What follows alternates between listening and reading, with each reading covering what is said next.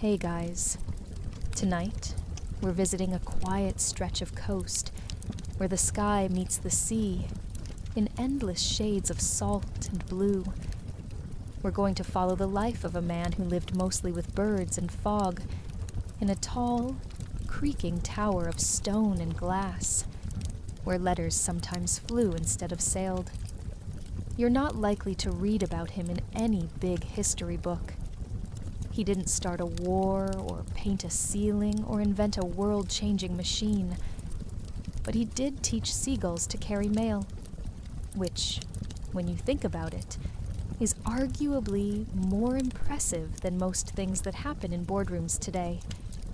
So, before you get comfortable, take a moment to like the video and subscribe, but only if you genuinely enjoy what I do here.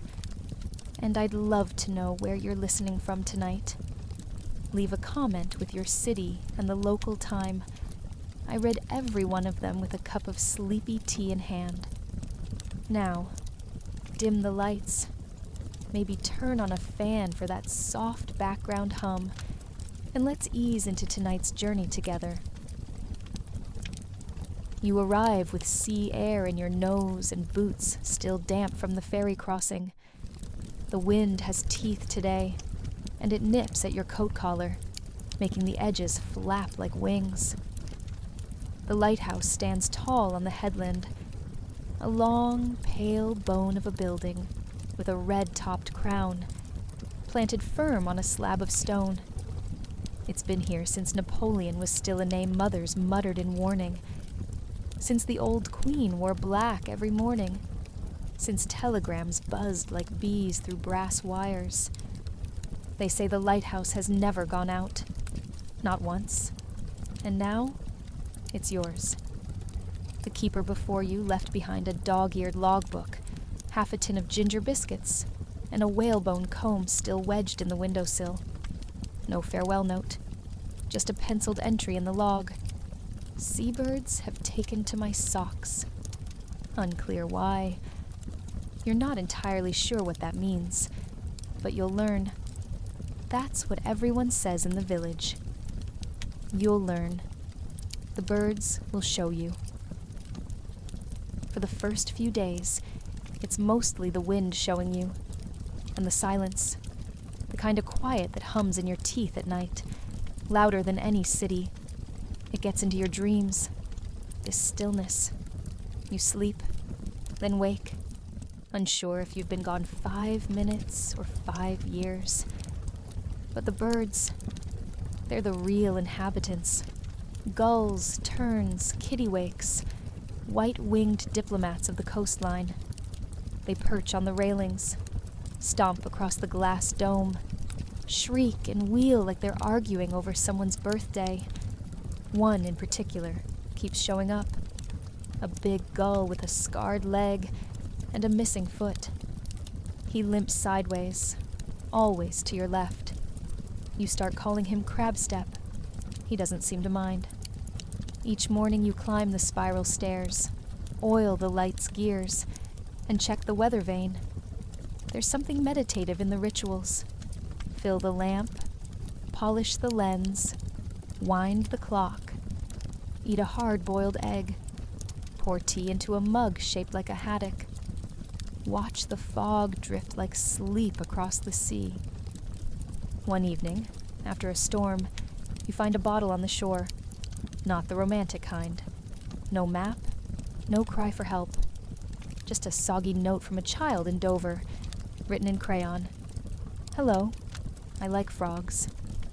It's oddly comforting. You put it on the shelf beside the biscuits. That night, as the wind hisses through the shutters, an idea begins to flutter behind your ribs. Messages, carried across the sea, not by bottle or boat, but by wing. The next morning, you try an experiment. You scribble a note. Testing delivery. Please write back. You tuck it gently into a hollowed-out cork, tie it with thread, and balance it in Crabstep's nest near the rail. He eyes you suspiciously, pecks the cork once, then flies off into the mist like nothing unusual has occurred. You're fairly certain he just dropped it into the sea. But the next day, there's something odd. A shiny pebble on your doorstep, a tiny fish skeleton beside it, and a familiar-looking cork, this time with an extra note attached. It reads, "Clever bird." Who is this? Your hand trembles slightly as you read it again. You look up at the sky, squinting through the gulls. There's no return address. Historians today still argue over whether this was the first recorded attempt at bird-based communication post-pigeon era. After all, homing pigeons were already a well-established system by the 19th century, used in wartime, and even in stock trading. But no official records confirm a seagull mail route ever existed. And yet, here you are. Crabstep lands beside you again, his single foot tapping out a rhythm on the railing. You offer him a sardine. He takes it gently, as if accepting a challenge.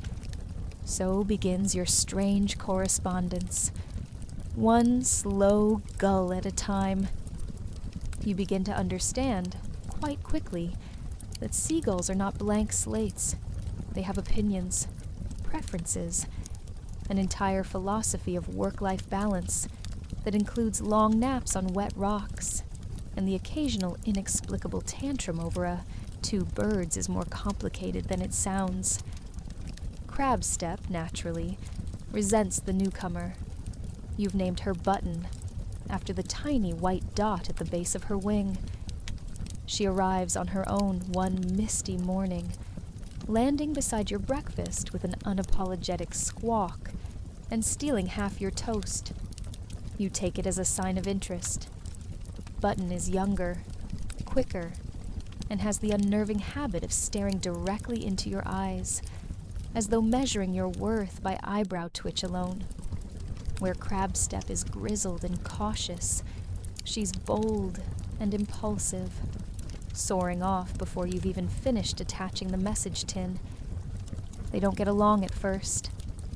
Or perhaps they do. It's hard to tell with gulls. They peck and circle, flap and caw, then settle into a quiet detente, marked by mutual fish theft and occasional shared sunbathing. You begin alternating between them. Crabstep to the west, toward the estuary villages. Button to the east, toward the clifftop farms, and the strange note writer whose messages now arrive in ink that smells faintly of lavender. "Do your birds have holidays?" one note asks. "Mine appear to be on strike." You reply, "They're unionized," demanding more sardines and fewer windy Mondays. There's something charming about it, this small, impossible post. Your messages are rarely urgent.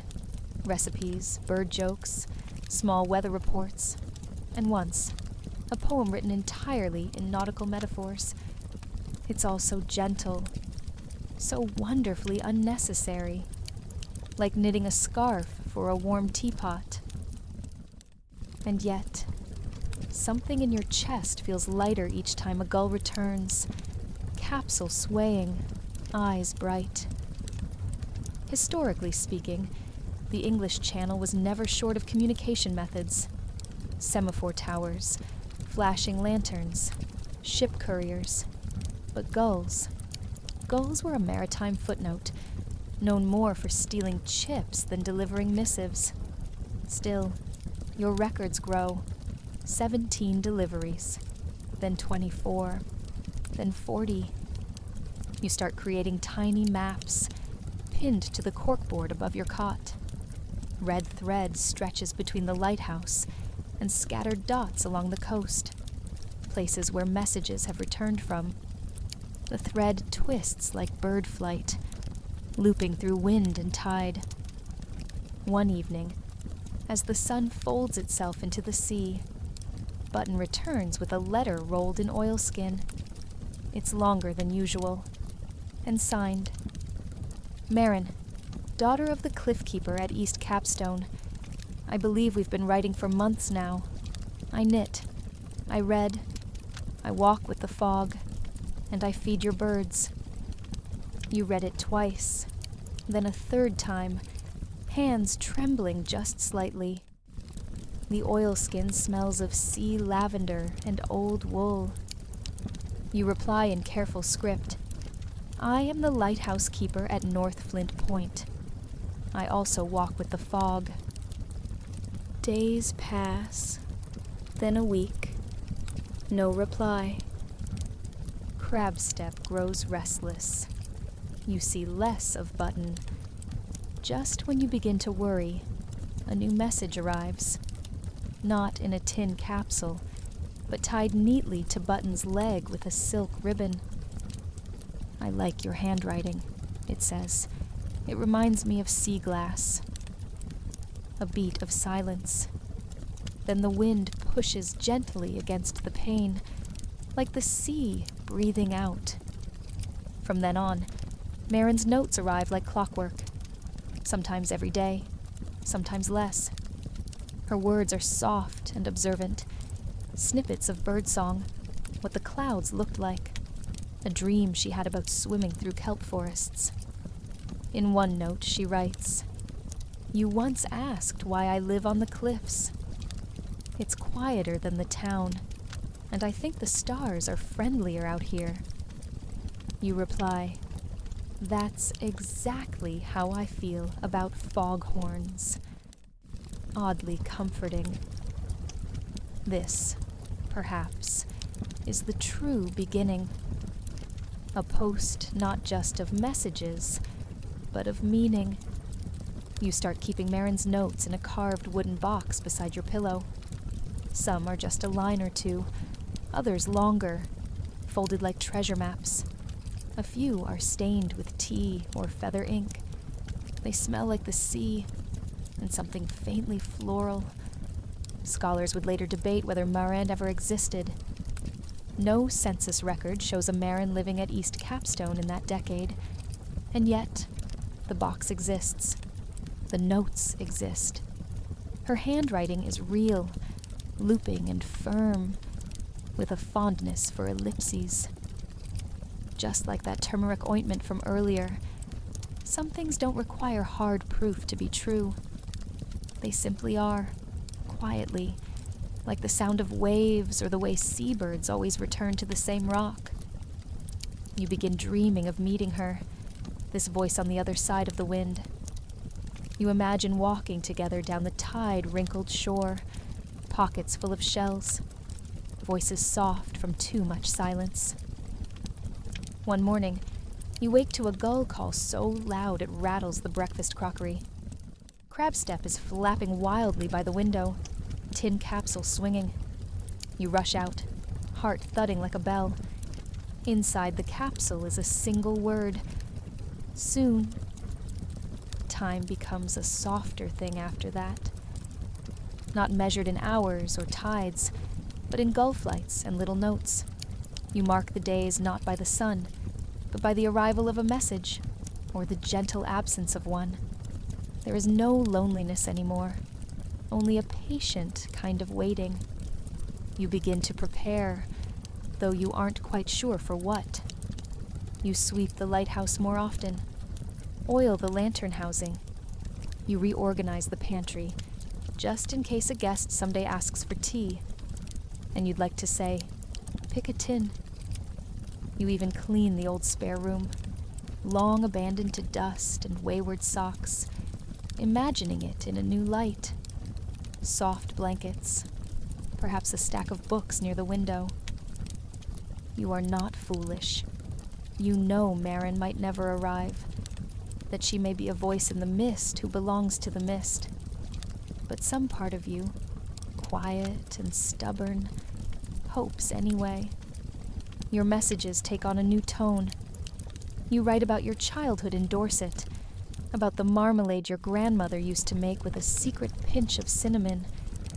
You mention the gulls you've retired, little bobtail, who once tried to fly into a loaf of bread, and Captain Pecksalot, who now lives in the church steeple with delusions of grandeur. Marin replies in kind. She tells you of a neighbor's goat who eats laundry and chases the postman, of the first book she ever read in full, 20,000 Leagues Under the Sea, by candlelight and sea spray, of how, once, during a thunderstorm, she danced barefoot on the cliff edge, just to feel brave. One note reads, I think sometimes we're all just lighthouses, silent, strange, and shining for someone who might be looking. You sit with that one a long time. Historically, there are stories, scattered and sea-soaked, of lighthouse keepers falling in love through long-distance messages. Most are romanticized, fictionalized, or lost to oral tradition. But a journal entry from a 19th century keeper in Northumberland mentions a correspondence with the woman of the tide flats that lasted 11 years and ended only when one of them stopped replying. Scholars still argue whether it was metaphor or memory. You, however, have no such doubts. One misty dawn, Button returns with a note that simply reads, Would you like to meet? You almost drop your teacup. You reread the message, then again, and once more, just to be certain it doesn't say, Would you like to eat? Because her handwriting, though beautiful, can sometimes curl into poetry's version of a sea tangle. Your reply is brief. Yes, if the wind is kind, and the gulls agree. Marin's next message outlines the plan. A meeting at the midway point, an old tide pool cove known locally as Whispers Hollow. Low tide, 2 Thursdays from now. You circle the date in red ink, then again in blue. Then you draw a tiny gull beside it for good luck. The days leading up are odd. The sea seems calmer, the fog more forgiving. Crabstep gets a sardine every morning, whether he's earned it or not. You even polish your boots, though they'll surely be covered in sand within minutes. The morning arrives. You wake early, the sky still holding onto stars. The lighthouse is warm, humming softly as you pack a small bag. Thermos of tea, 2 jam scones, and a copy of The Wind in the Willows, just in case conversation needs a whimsical nudge. You tie a little message to Button's leg. Today's the day. Wish me luck. And then you walk. It's a long path down the cliffs, winding through bramble and gorse, over old smugglers' trails, and through tufts of salt grass. Your boots crunch on the gravel. The sea murmurs nearby, low and steady. Whispers Hollow appears like something imagined, a natural bowl of rock and sand, fringed with tidal pools and curious barnacles. You arrive early. Sit. Wait. Seagulls wheel overhead. The wind shifts. The tide pulls gently at the shore, like a blanket being adjusted by a sleepy hand. Then, footsteps. You turn. A figure moves down the opposite slope, wrapped in a soft gray coat, hair braided loosely with bits of sea lavender. She carries a small parcel and walks with the same quiet care as someone approaching a nesting bird. You stand, heart tapping like a Morse code operator on their first day. Marin? You ask, though you already know. She smiles, and it's the kind of smile that belongs in stories, not wide, not flashy, just true. I brought jam, she says, and a very agreeable spoon. You don't remember sitting down, but you must have, because now you're both cross-legged on the sand, sharing scones with quiet reverence, as though they're holy objects. The jam is gooseberry. The spoon is, in fact, agreeably shaped, and Marin smells faintly of salt and rosemary. "I thought you might be taller," she says, half a scone later. "I thought you might be imaginary," you reply. She laughs, gently but with real amusement. And that sound somehow makes the cove feel warmer, like the sun decided to peek over the rocks just to listen in. You talk for hours, not in the way new acquaintances do, fumbling and eager, but like old friends picking up where they left off. There's something easy about it, like a song you've heard before, in another lifetime maybe, just beneath the sound of the waves. You tell her about the time a storm blew your entire clothesline into the sea, and you had to live in oilskins for a week. She tells you about a feral chicken named Beatrice, who's claimed her porch as a personal empire. You share a fond dislike of boiled turnips. The book remains unopened. Historically, Whispers Hollow was once used by smugglers in the early 18th century. Hidden from view and accessible only at low tide, it provided a perfect meeting spot for those exchanging contraband tea, lace, or, more romantically, letters. One folktale claims a shipwrecked sailor and a Coast Guard's daughter used to meet there in secret, using a carved stone as their bench. Some say the stone still remembers. You and Marin find a flat patch of rock to sit on. You name it, the official bench of postgulls. She says, that sounds wonderfully bureaucratic. You decide it should have a plaque someday, but only if it can be written in rhyming couplets. The tide eventually whispers its way back in. You watch it together, sipping tea from a shared thermos. "I should go," Marin says quietly, standing with reluctance, before the path disappears. You nod, though every part of you feels like a tide pool refusing to empty.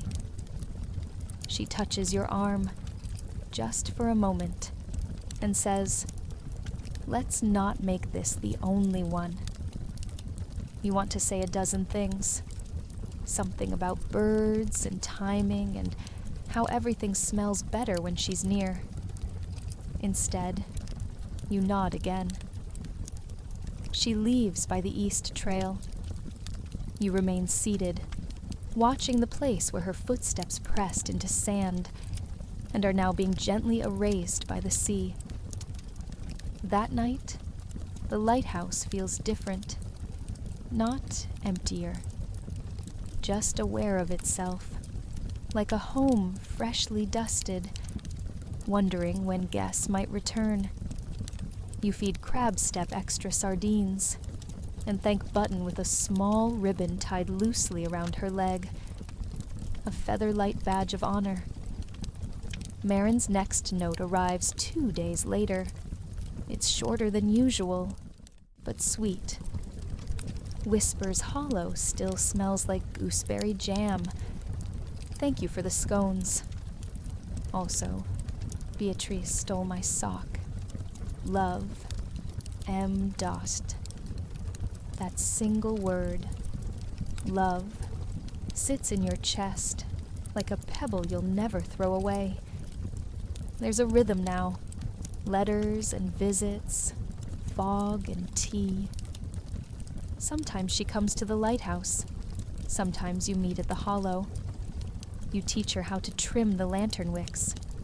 She shows you how to fix a squeaky drawer using nothing but beeswax and polite persuasion.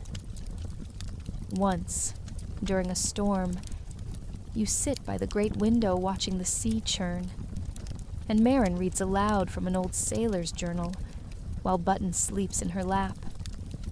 The gulls accept her. Crabstep even tolerates a pat on the beak. You begin keeping track of her visits in your logbook. Not officially, just a little mark in the margin. like a lighthouse wink. There are still days when the wind is cruel and the sea isolates the rock completely. On those days, you write letters anyway and attach them to gulls who may or may not reach her. Sometimes they return soggy but intact. Sometimes they don't return at all. Scholars might wonder about this era in your life, this gentle entanglement of birds, notes, and affection. Some argue it was a projection of isolation. Others believe it to be the only known example of a non-postal avian communication network operating voluntarily and romantically. You don't concern yourself with what they'll decide, because one evening, as you clean the lantern glass, Marin appears with a picnic basket and a question in her eyes. "Have you ever thought about what comes after lighthouses?" she asks. You pause, cloth in hand. "I suppose I assumed there would always be lighthouses," you say. She opens the basket. Inside are sandwiches, 2 enamel mugs, and a small rolled-up paper. You unroll it. It's a sketch. Your lighthouse, her cottage, and a little house in the middle, with birds flying overhead in all directions. "Just a thought," she says, setting down the mugs. "Something that isn't all tide charts and wind warnings." You stare at the drawing for a long time. Then you smile. "Does it have a room for retired gulls?" "Of course," she says. "A whole aviary, with velvet chairs and tiny portraits." You laugh, and she laughs too, and the lighthouse, bathed in golden light, seems to exhale around you. You don't rush the decision. You let it steep like tea left on a windowsill, slow, patient, infused with time. The idea of leaving the lighthouse doesn't alarm you, but it does hum in your chest, a soft vibration of change, like a rope pulled gently on a bell. Not enough to ring it, just enough to make it sway. You write to the lighthouse authority, not a resignation, not yet. Just a letter of inquiry. You ask about transitions, about who might come next. You mention gently that the gulls are trained. You leave out the part about notes and jam and tiny portraits, though some part of you wants to include everything, as if handing them a diary with a bow. Marin visits more often now. She brings herbs from her garden and odd clippings from local newspapers. Articles about musical vegetables, or a man who built a bicycle that makes toast. You begin building a shelf together. Nothing ambitious, just a plank nailed above the fireplace. A future bookshelf, you call it. You spend hours arranging stones into mosaics on the rocks below the lighthouse. One afternoon, you shape a gull from white pebbles and black mussel shells. Marin adds a tiny envelope in its beak. "I think," she says, brushing sand from her knees, "we're writing something here, just not with ink." Historically, the role of lighthouse keepers has always been transitional. Before automation, most keepers served stints of 5 to 10 years before moving inland.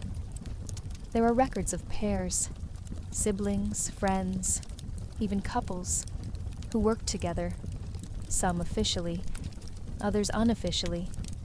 One document from 1893 describes a keeper who continued to write detailed daily logs for 7 years after retirement, leaving them on his windowsill in bottles. No one knows who read them. You receive a reply from the authority 2 weeks later. Polite, as always.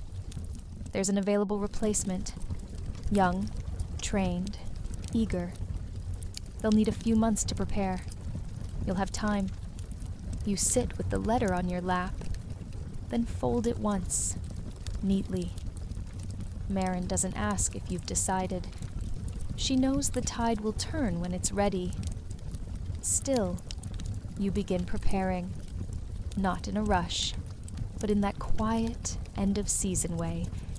You clean the lantern one more time, oil the hinges, sort through old logs, and pull aside the ones that made you laugh. The entry about the gull who stole a handkerchief and waved it like a flag. The one about the storm that sounded like an accordion. You write a note to the future keeper. Just a page. You suggest they listen to the wind around 2 a.m., because that's when the sea tells its secrets. You warn them about Crabstep, who's gotten even bolder.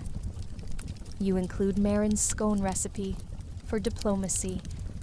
Packing is strange. You've never had much. Books, mugs, a handful of sweaters, the good kettle. You wrap things in old maps, tie them with string. Marin arrives with a cart, pulled by a goat. You recognize the goat. Beatrice, you say solemnly, we meet at last. The goat regards you with the unconcerned air of royalty. The departure day is cloudy, the air thick with sea. Button perches on your shoulder, as if to confirm the coordinates. The lighthouse feels still, not abandoned, just aware that something is shifting. You leave a final note in the logbook. Departing with a heart fuller than my pantry. The gulls know where to go. The light is yours now. You lock the door gently. Marin places a daisy on the windowsill. As you walk away, Button circles once overhead, then flies off toward Marin's cottage, as if to say, I've memorized the path. The journey inland is quiet. You follow the cliff trail. The lighthouse grows smaller behind you, its silhouette folding into the clouds. You don't look back often, but when you do, it's like seeing a friend standing at a dock waving. Your new home is not large, but it has a window that looks east, a porch with creaky boards, a shelf that waits patiently for books. There's even a garden, half wild, filled with dill and surprises. Marin helps you hang your coat. Beatrice immediately claims your welcome mat. There's an adjustment, of course.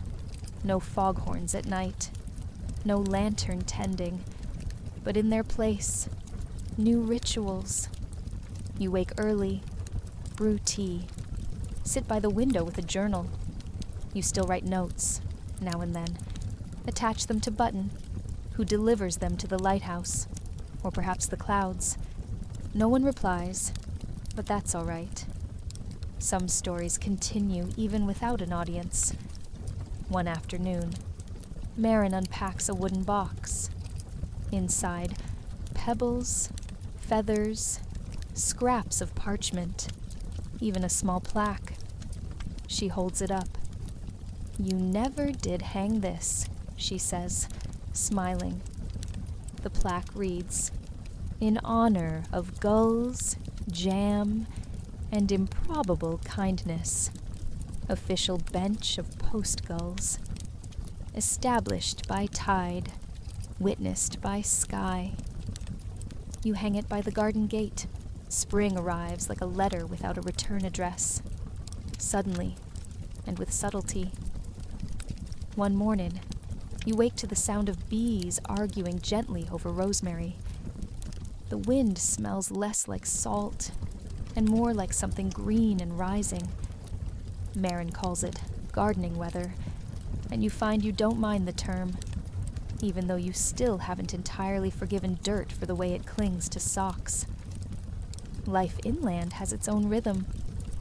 There's the bakery 2 hills over, where the baker remembers your name and always gives you the scone with the lopsided edge. There's a Sunday market, full of strange vegetables and strangers who wave as though they've always known you. Marin takes you to the river on Tuesdays. You sit with your toes in the cold water and talk about everything and nothing. She knits small hats for stones. You name each one, after a former lighthouse visitor. The gulls still come. Not always, not in great numbers, but often enough to feel like they haven't forgotten you.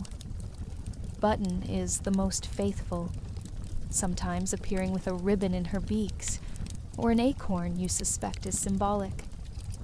You make a perch on the fence, just for her. Sometimes she brings news. One day, she drops a tiny scroll. New keeper has loud laugh, wears yellow, calls me general, slightly tolerable, crab step. You read it aloud 3 times. Marin adds it to the Bird Notes scrapbook. Historically, the concept of animal-assisted messaging has flickered in and out of fashion across centuries. Ancient Persians used pigeons. A 19th century French experiment once attempted to train cats to deliver messages, but the cats simply refused. Seagulls, oddly enough, never made the formal cut, likely due to their anarchic personalities. And yet, your little network continues. Marin begins painting again, not for galleries, just for herself.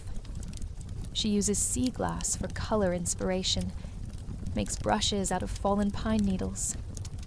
You watch her work sometimes, half asleep on the porch, the soft scratch of bristles lulling you like lullabies. One day, she paints the lighthouse, not as it is, but how you remember it, glowing softly in twilight, ringed by gulls like orbiting moons. She adds you and herself in the foreground, seated on a bench, sharing tea. The plaque is there. Beatrice is stealing something. You frame it above the fireplace. Visitors come, neighbors, a traveling cartographer who claims he's mapping forgotten moods, an old sailor who insists Button is his reincarnated aunt. You welcome them all. You feed them scones. You tell them about the lighthouse, but only when asked. You and Marin start keeping a second logbook. Not official. Just little observations. The day the clouds smelled like toast. The morning 3 snails raced across the garden path. One took a shortcut, possibly cheating. You call it the Book of Small Wonders. One evening, Button doesn't return. Not the next day, either. Or the next. You worry, of course, but gently, the way you might worry about the weather. You trust the sea, even when it's quiet. A week later, she lands on the windowsill at dusk. No scroll, no ribbon, just a quiet coo. You open the window, and she hops in like nothing happened. She pecks once at the painting, then settles on the perch. You and Moran don't speak for a long time. You just sit there, holding warm mugs, listening to the wind and the goat snoring beneath the porch. Historians still debate the emotional memory of birds. Some argue they return only for food. Others believe in patterns, in places that feel safe. A few whisper about birds that mourn, that remember, that love.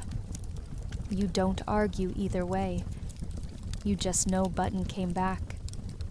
That night, as you tuck into bed, Marin leans over and says, "Do you miss it?" You think for a long moment. Not the storms, you say. Not the isolation, but the glow at night. The sense of being the thing people never see, but always trust is there. She nods.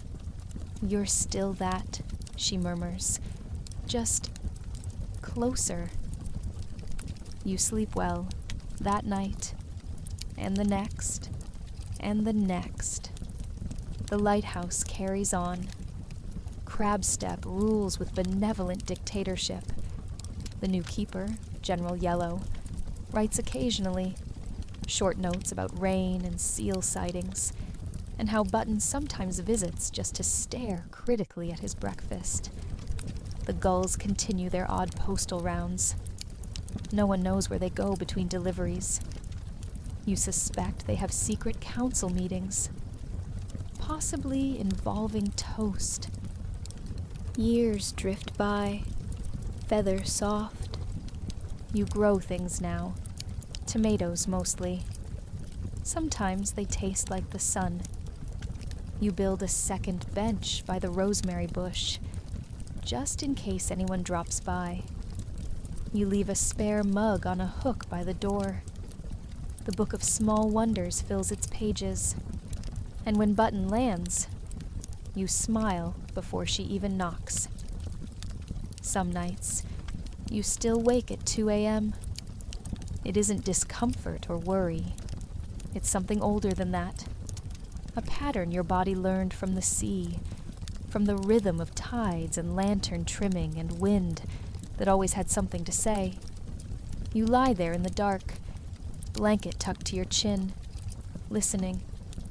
No foghorn, but the crickets sing like they've got stories, and sometimes a breeze flutters through the open window, like the sea just wanted to check in. You shuffle to the kitchen, fill the kettle, and wait for the soft burble that says it's ready. Marin's asleep, curled like a comma in her corner of the bed. One foot sticking out because she says it helps calibrate her dreams. You pour tea. You sit by the window. And in the hush of it all, you hear wings. Button lands without ceremony, gives a light shake, and then stares at you until you notice the paper tucked beneath her wing. You untie the thread, still the same green ribbon from the Lighthouse days. The note is short. Lantern still glows.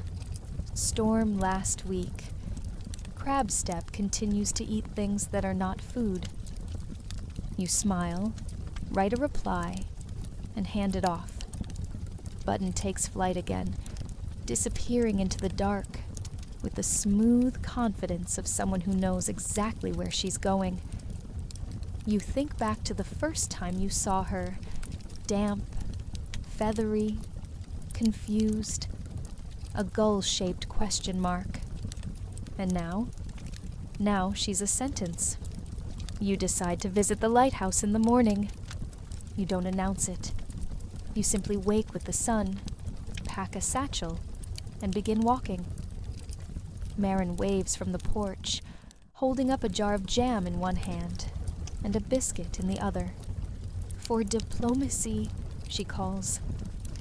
The trail feels familiar but new, like a melody you haven't hummed in a while. The lighthouse appears slowly, like it's remembering you. The cliff hasn't changed. The grass still sways like it's telling secrets. The door is open.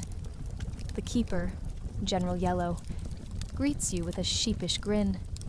He's younger than you were, but he's already got that sea-weathered squint. You exchange stories. He offers tea.